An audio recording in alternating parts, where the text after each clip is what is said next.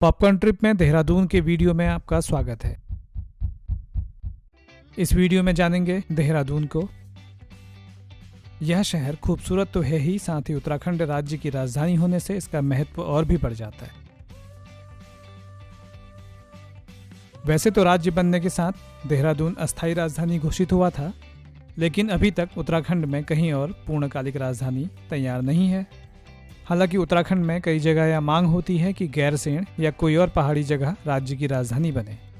फिलहाल सन 2000 में उत्तराखंड राज्य बनने के बाद से ही देहरादून शहर राज्य की राजधानी की जिम्मेदारी संभाल रहा है। देहरादून के लोग अपने शहर से बहुत प्रेम करते हैं और इस अद्भुत शहर से जुड़ा होने पर गर्व भी। यहाँ का खान पान, मौसम, प्रकृति, भौगोलिक वातावरण सब कुछ लोगों को लुभाता है।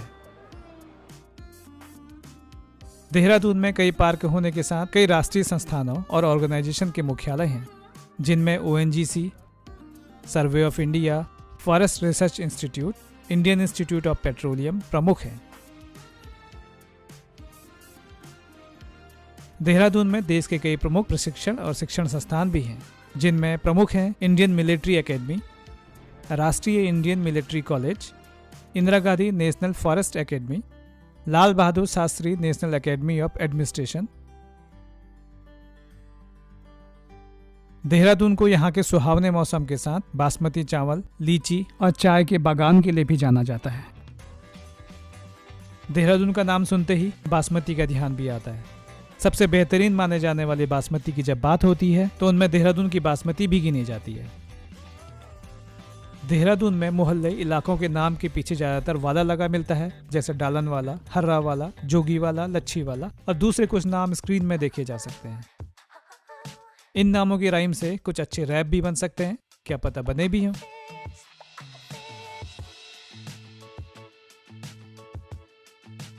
देहरादून के आसपास मसूरी, धनौल्टी, ऋषिकेश, सहारनपुर, रुड़की जैसे प्रसिद्ध और महत्वपूर्ण स्थान तो हैं ही, साथ ही देहरादून के कई अन्य आकर्षण भी हैं, जिनमें सहस्त्रधारा, रॉबर्स केव, टपकेश्वर जैसे आकर्षण भी हैं। देहरादून में मोबाइल ऐप बेस्ड टैक्सी और बाइक राइड भी मिल जाती हैं। देहरादून को समझने के लिए यहाँ महीनों समय बिताना भी कम है, और कुछ 8-10 ऐसे स्थान देखने हों जो इंटरनेट सर्च में टॉप पर आते हैं या ज्यादातर पर्यटक विजिट करते हैं तो 2-3 दिन का समय बहुत है। देहरादून में आसपास घूमे जाने वाली जगहों में से कुछ स्क्रीन में देखी जा सकती हैं, और ठहरने के लिए तमाम होटल्स, रिजॉर्ट्स, बीएनबी होम्स हैं जो अपने बजट, रुचि और लोकेशन के अनुसार विभिन्न होटल बुकिंग्स की साइट से पता और बुक किए जा सकते हैं। देहरादून के आसपास के कुछ प्रमुख स्थान स्क्रीन में देखे जा सकते हैं।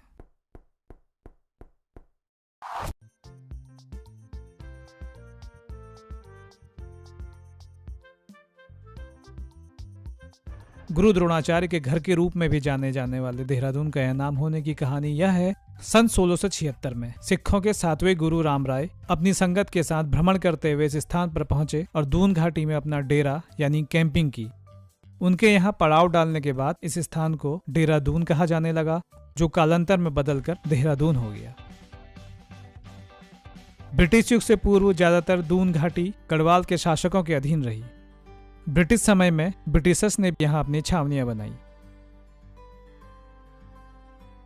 देश भर के कई नामी ब्रांड्स और कंपनीज, चाहे वो इलेक्ट्रॉनिक्स हो, फर्नीचर हो, ऑटोमोबाइल हो, रेस्टोरेंट हो, यहाँ सभी के आउटलेट्स हैं।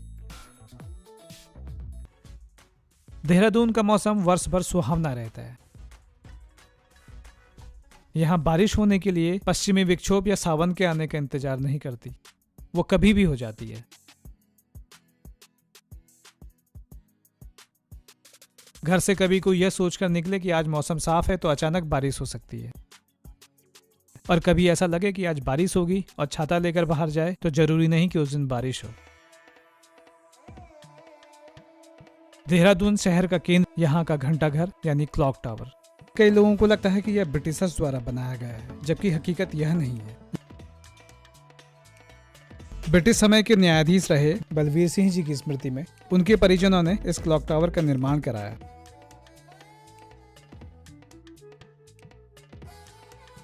वर्ष 1948 में उत्तर प्रदेश की तत्कालीन राज्यपाल श्रीमती सरोजनी नायडू द्वारा इसका शिलान्यास किया गया। तब देहरादून और उत्तराखंड उत्तर प्रदेश का ही हिस्सा थे। घंटाघर का उद्घाटन सन 1953 में तत्कालीन रेलवे एवं यातायात मंत्री श्री लाल बहादुर शास्त्री जी के द्वारा हुआ। इसकी 6 अलग अलग दीवारों पर 6 घड़ियां लगी हैं।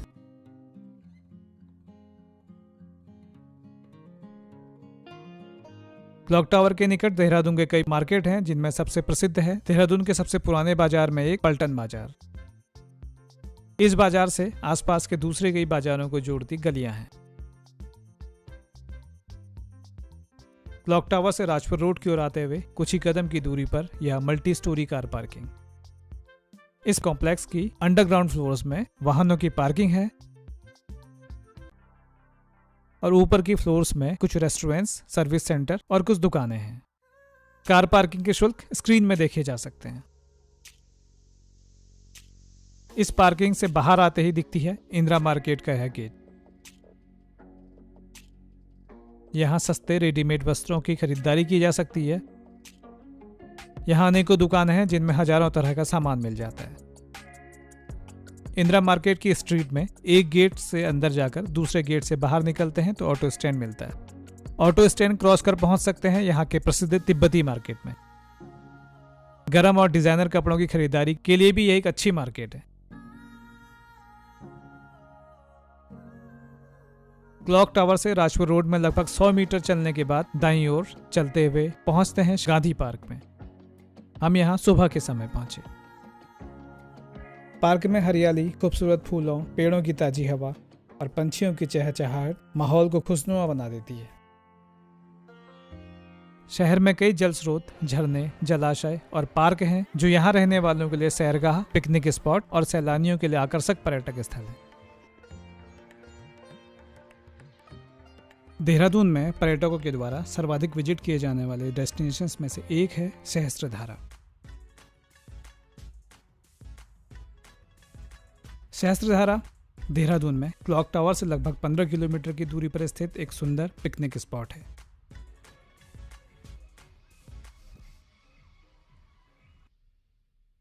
देहरादून में परेड ग्राउंड से सहस्त्रधारा के लिए नियमित अंतराल पर चलने वाली बस मिल जाती हैं।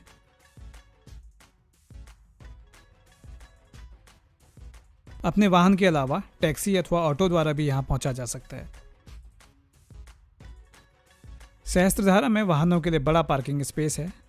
पार्किंग से कुछ ही दूरी पर एक मंदिर भी है। ऐसा माना जाता है कि इस जगह को गुरु द्रोणाचार्य द्वारा बसाया गया था, इसलिए इसे द्रोण गुफा के नाम से भी जाना जाता है।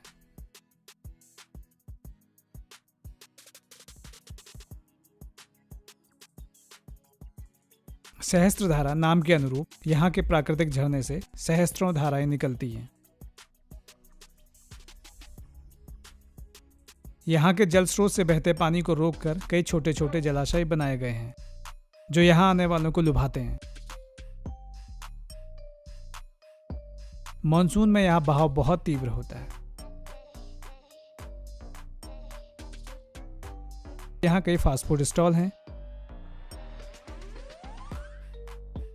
यहाँ रोपवे राइड का भी आनंद लिया जा सकता है। यहाँ एक फन पार्क भी है जहाँ कई राइड्स और स्विंग्स का भी आनंद ले सकते हैं। सहस्त्रधारा में एक बौद्ध मंदिर भी है। सहस्त्रधारा में ठहरने के लिए कुछ होटल्स और गेस्ट हाउस भी हैं। यहाँ पूरा या आधा दिन विभिन्न गतिविधियों को करते हुए बिताया जा सकता है।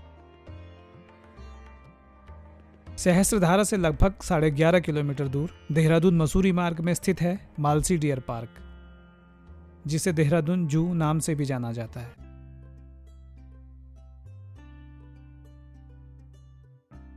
घंटाघर से देहरादून जू की दूरी 9 किलोमीटर है।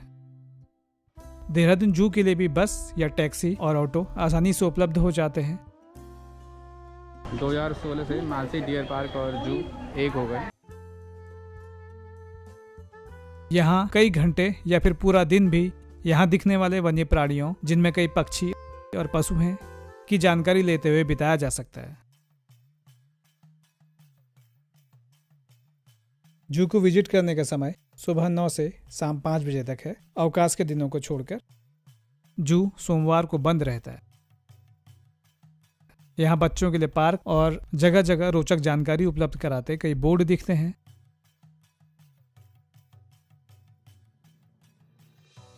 जू के बाहर एक कैंटीन भी है।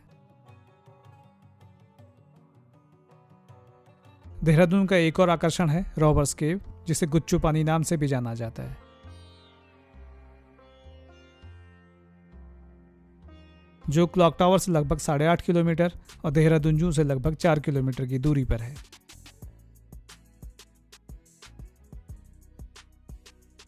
रॉबर्स केव में एंट्री फी स्क्रीन में देख सकते हैं।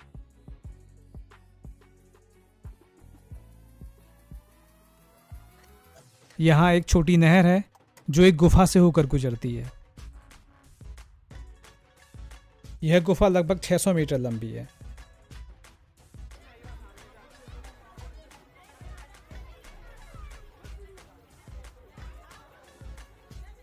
इस गुफा में बहते हुए पानी में चलते हुए रोमांच की अनुभूति होती है।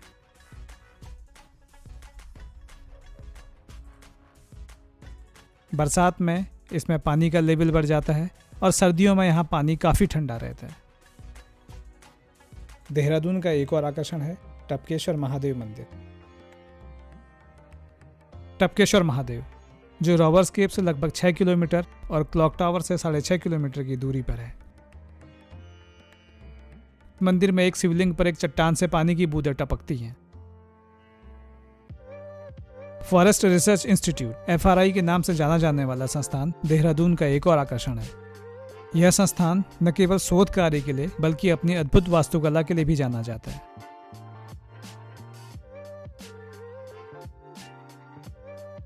FRI परिसर में भोजन और फास्ट फूड के लिए कैंटीन्स उपलब्ध हैं।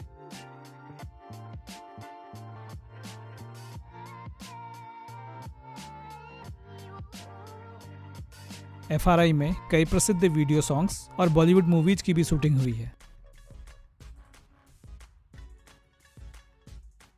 अब जानते हैं देहरादून कैसे पहुंचे।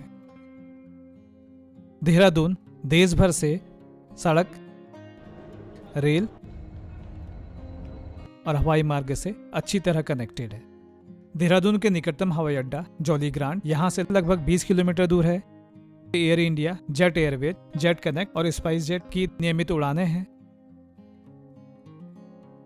देहरादून देश के अधिकतर नगरों से सड़क मार्ग से अच्छी तरह कनेक्टेड है।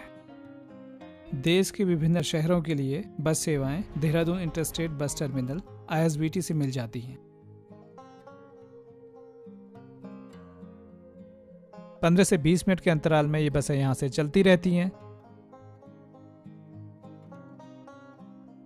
देहरादून का एक अन्य bus terminal Mussoorie bus station है, जो देहरादून रेलवे स्टेशन के निकट है। Mussoorie bus station railway station के समीप। यहाँ से मसूरी और इसके आसपास के अन्य शहरों के लिए नियमित बस सेवा उपलब्ध है।